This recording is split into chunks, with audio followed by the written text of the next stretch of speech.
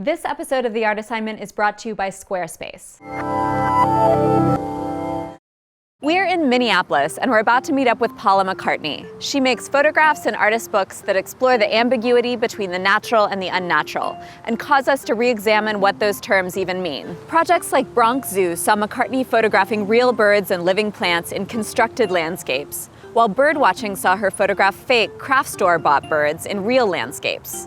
Her most recent work, A Field Guide to Snow and Ice, is a series of photographs and a book that explores her idea of winter, which includes images of actual snow and ice, along with images of stalagmites and piles of gypsum sand that only mimic icy forms. With Paula, we're going to talk about how we look at the so-called natural world and how we go about constructing it in our minds and in the images we make. Hi, I'm Paula McCartney, and this is your art assignment.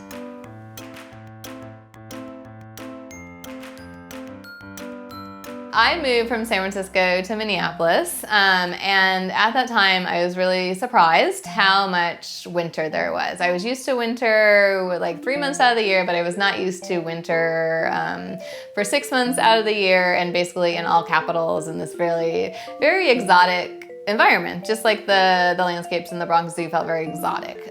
This amount of snow and ice felt very exotic. So I knew that I wanted to explore that idea. So I started the project in what I call the safety of the summer months, and I made a photogram of a dried pressed Queen Anne's lace flower. It's this beautiful flower that I remember from my childhood, and I thought pressed and made into a photogram, it looked like a snowflake. The first snowfall of the season in November of that year, I went out into my backyard and I pointed my camera up into the sky and photographed snow falling down on me. And looking at those photographs next to the photograph of my Queen Anne's lace snowflake, the Queen Anne's lace was a snowflake, but it also kind of turned into like a starburst, and the photograph of the snow falling at night looking straight up looked like snow falling, but then it also could be an image of the night sky, the cosmos. And I really liked how with that juxtaposition, the two very specific things could be transformed or opened up, and they could be interpreted in lots of different ways. Because I was living in this environment with so much winter, I was seeing winter all the time.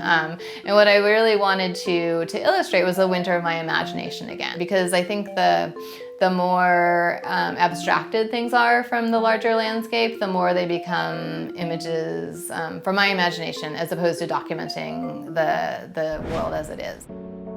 So your assignment in creating a constructed landscape, the first thing you should do is think about what kind of landscapes you're interested in, what kind of environment you're interested in. Look about the materials that you have around your house. Are there things that you are excited by, like different rocks or minerals or stones? Do you want this to be a winter landscape, a summer landscape? You can go outside and get leaves and flowers. You can get some snow if you have snow at this time. Take the elements, make your landscape, take lots of photographs, photograph it from above and below, really experiment, add a few more things into your landscape, take some things out of your landscape, make lots of pictures, look at them, think about which picture really transformed those elements that you combined together to make your constructed landscape. So maybe something very small looks big, or something big looks small, or you're transported to a different kind of environment, and share your favorite picture with us. So like one way I could approach this, Sarah, is I could make a miniature landscape and then use sort of the tricks of the camera to make it look big. Yes, that's exactly right. And there are so many great precedents for this art assignment. I'm really excited about it. I can think of one precedent, every single movie made before 1990, which used the tricks of the camera to turn these miniature paintings into set backdrops. Yes, that's very true. But there are others from the art world as well. And I'd like to bring up the fact that I have a ton of friends and colleagues that I draw upon for ideas for these precedents. Like you could think about Henri Rousseau's jungle paintings, where he visited not the jungle to gain inspiration, but actually the Paris Zoo and the Natural History Museum. I'm also quite fond of Sugimoto's diorama photographs, where he visited the Natural History Museum in New York and photographed the dioramas, but in such a way that it looks very realistic. Or there's Thomas Demond, who makes these really amazing constructions from cut paper that he then photographs in a manner that's incredibly convincing. All of this is supposed to make me think about the difference between what is real and what is fake, right? Right, especially when it comes to nature. And our precedent today actually comes from outside of the world of art history. In 1856, Scottish industrialist James Naismith retired from his successful business of inventing and building machine tools to pursue his interest in astronomy. A neighbor of his English estate thought they kept seeing a ghost outside carrying a coffin, but it was actually Naismith in his nightgown, moving around his telescope trying to get the best view of the night sky. He soon built his own telescope, a powerful reflecting one that allowed him to see at great magnification. He made detailed observations of the moon, and in 1874 published a book of his findings, complete with photographs of the lunar surface. However, no one had successfully taken non-blurry photographs of the moon's surface yet, so what were these images? Naismith's craters and mountains were actually plaster models he made from his drawings, which he then lit from a low angle and photographed from above. The images are convincingly and remarkably accurate, but they are at the same time false and fantastical images. Like Paula's photographs, Naismith's are derived from close observation and engage the most simple of materials to create and transport us to another fully fledged, albeit impossible, world.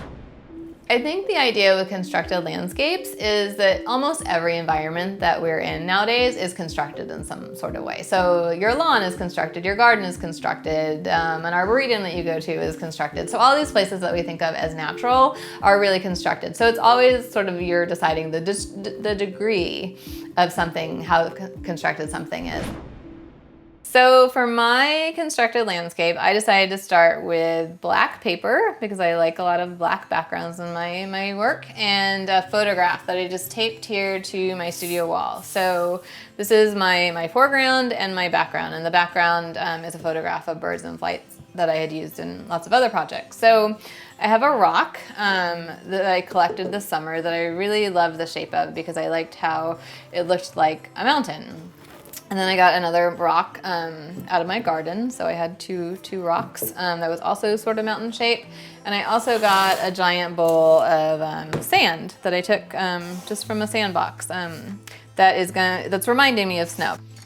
So one thing you'll want to consider with your assignment is the idea of scale. Think about where you are in relationship to the objects in your setup, your scene, to see, do you want to make something look smaller than it is? Do you want to make something look larger than it is? And really move around your setup so that you get a lot of different possibilities to find the best thing or the most exciting thing, or the most, how can you make a rock and some sand look like really monumental and exciting? Everyone has all these fantastic ideas in their head, all these stories that we think of all day long, and this is your way to illustrate that idea.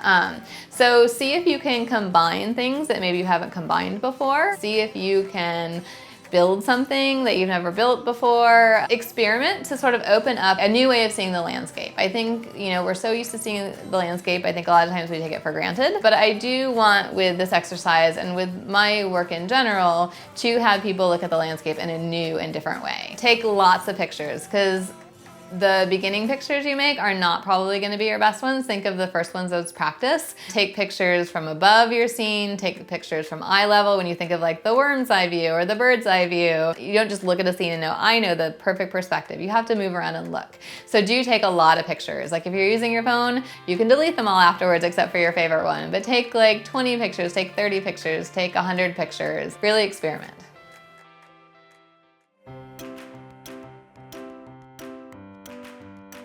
This episode of The Art Assignment is brought to you by Squarespace. Squarespace is an easy way to create a website, blog, or online store for you and your ideas. Squarespace features a user-friendly interface, custom templates, and 24/7 customer support. Try Squarespace at squarespace.com/artassignment for a special offer. Squarespace, build it beautiful.